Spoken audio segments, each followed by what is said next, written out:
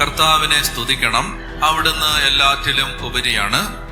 സർവശക്തിയോടും കൂടെ അവിടുത്തെ പുകഴ്ത്തണം. തളർന്നു പോകരുത്. എത്ര പുകഴ്ത്തിയാലും പരിധിയിലെത്തുകയില്ല.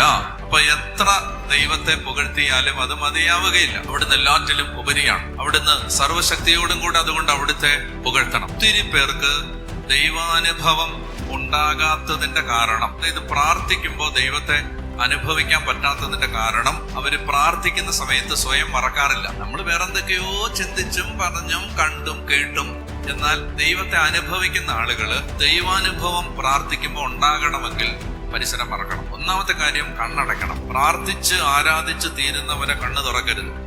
ശരീരത്തെയും മനസ്സിനെയും മറക്കാതെ നിങ്ങൾ ഒരിക്കലും ആത്മാവിന്റെ ലോകത്തെത്തത്തില്ല. ദൈവം വന്ന് വസിക്കുന്നത് ശരീരത്തിലും അല്ല, മനസ്സിലും അല്ല, ആത്മാവിലാണ്. ദൈവം ഇറങ്ങി വരുന്നത് ആത്മാവിലാണ്. ദൈവികമായ എല്ലാ പ്രവൃത്തികളും നടക്കുന്നത് ഒരു വ്യക്തിയുടെ ആത്മാവിലാണ്.